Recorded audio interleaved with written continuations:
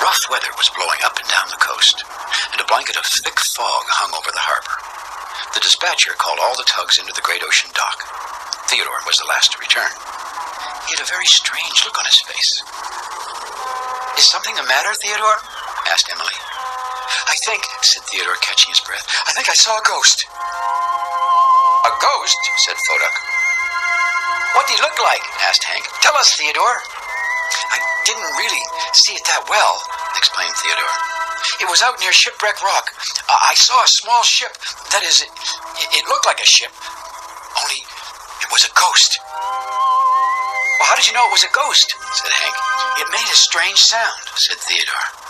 "Ding, ding." Hank was so startled he bumped right into George. "I could see right through it," said Theodore, "and it was floating in the air above the water." "There are no such things as ghosts," snorted George. "You probably just saw a big wave from the storm." When the other tugs heard that, they were very relieved. "George is right," said Foduck. "It was just a big wave." "George is always right," added Hank. George felt good. It felt good being the tug who was always right. But Theodore was still upset. "I did see a ghost ship," he said quietly. "I know I did." Just then, the dispatcher turned to George and said, "George, I have reports the storm has blown trees into the water near Shipwreck Rock. That could be dangerous for ships. Please proceed there immediately, then report back to me."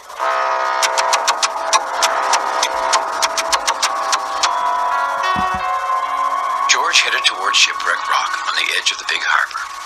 He was going along slowly, checking for trees in the water.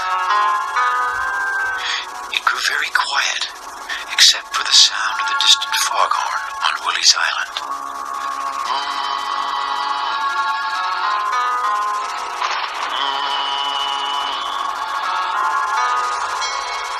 What was that? George heard a strange sound, like a small bell. Ding, ding. He floated a little closer. It was a small ship, but not like any ship he had ever seen before. Its mast was cracked and crooked, and its hull was rotten and rusty. George thought he could see right through it. But the strangest thing of all was that the ship seemed to be floating in the air above the water. And it seemed to be calling to him. "Ghost!" cried George. "Ghost!" And he turned and headed for home as fast as his engine would take him. The dispatcher wanted to send the tugs out to work again, but he was waiting to hear from George to see if the harbor was safe and clear of dangerous trees. George hurried towards the dock, looking very worried. "You look like you've seen a ghost," grinned Emily. The other tugs all smiled, too. All except for Theodore. Theodore knew he had seen a ghost out there. "George," said the dispatcher, "is the harbor safe? Are there any trees in the water?" Well, George didn't know what to say to the dispatcher. He couldn't say the harbor was safe, not with that ghost out there. But he had said there were no such things as ghosts, and after all, he was the tug who was always right. "Well, sir," George began, "I'm not sure. I think I'd better have another look at that ghost. I mean, the coast." "Very well, George," said the dispatcher. "This time I would like Theodore to go with you. Take the salvage barge to collect anything dangerous you find in the water. That is all." But, stammered George, "Theodore can't come with me." "Why not?" frowned the dispatcher. Because," said George, "because the harbor is safe. I spoke too soon. I spoke too soon." "George," said the dispatcher, quickly losing his patience. "First, you said you weren't sure if it was safe, and now you say it is. You will leave immediately with Theodore and not waste any more time. That is all." George set off, feeling miserable. He wished he hadn't been so quick to tell Theodore that he was wrong about the ghost. Then he wouldn't be going out again right now. Out to where George was sure the ghost was waiting for him. George led the way towards Shipwreck Rock, with Theodore pulling Bobby Barge in his salvage crane. It was getting late in the day. The pea-soup fog was hanging even lower over the harbor. We're almost at Shipwreck Rock, Theodore thought to himself worriedly. That's where I saw the ghost. George was worried too. I hope I don't see the ghost, he thought to himself. Then he had an even worse thought. I hope Theodore doesn't see the ghost. I told him there are no such things as ghosts, and I'm the tug who is always right. Theodore, said George out loud, you wait here. I'll check to see if the ghost is clear. I mean coast. There may be some big trees in the water that were hit by lightning. I mean lightning.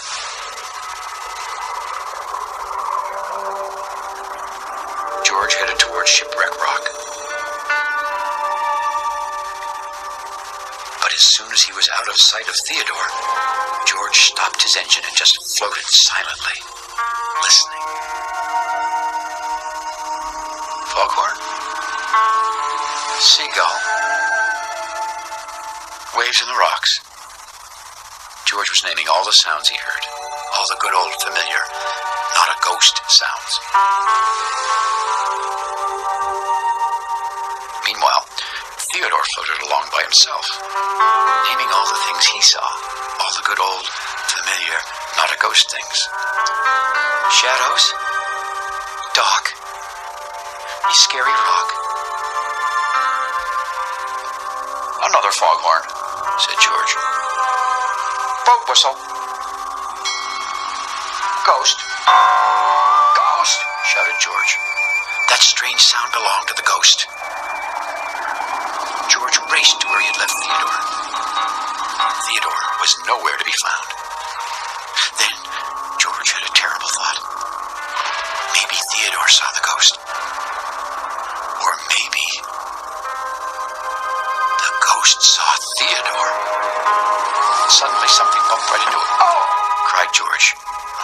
Then he saw it was Theodore. Where were you? Asked George. I was worried about the ghost, admitted Theodore. I did see one, even if you don't believe me.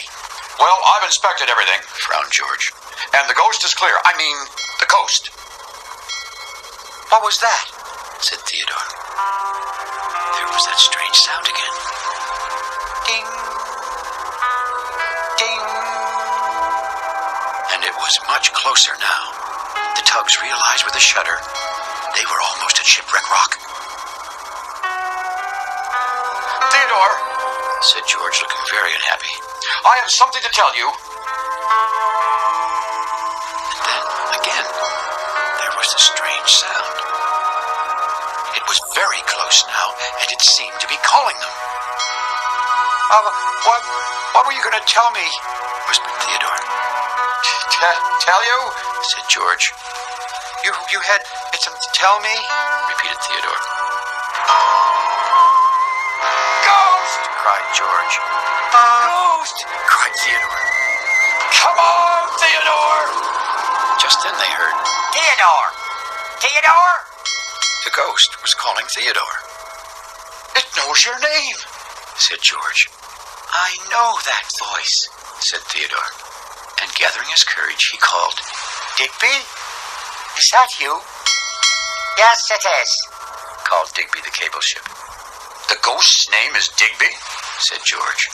That's not a very scary name. Theodore remembered Digby. He was an old cable ship who lived near Shipwreck Rock.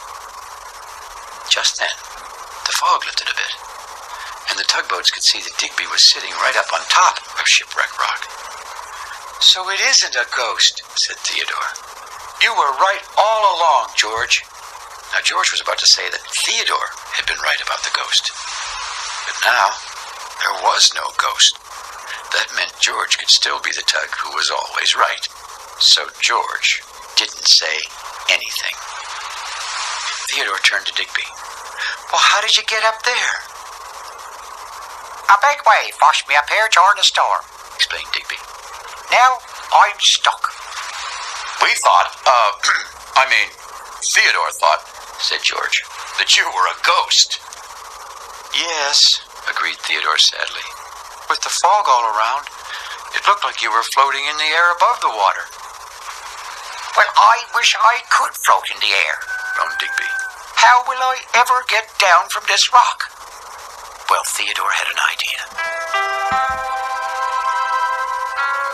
It was getting late, and the other tugs were wondering where George and Theodore were. There they are, shouted Foduck. Theodore was pulling Bobby Barge, and right beside him, George was pulling Digby. Digby the cable ship was stuck on Shipwreck Rock, explained George, and we got him down with the crane. Good work, said the dispatcher. We were getting worried about you. In fact, we had almost given up the ghost. Theodore had a very sad look on his face. George was right, he said. There really was no ghost. It was just Digby. George could see how upset his friend Theodore was, and suddenly he knew he had something to say. He took a deep breath. I thought there was a ghost too, said George. When I was out near Shipwreck Rock, he began, the sky was filled with big, dark clouds. When suddenly, I heard a strange sound. Sound? Chattered Hank. What kind of sound? Ding, ding, shouted George.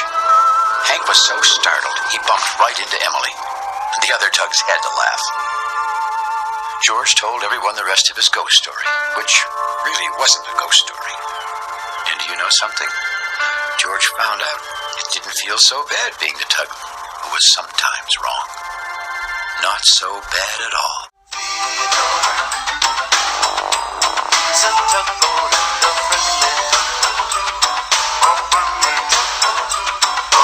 Theodore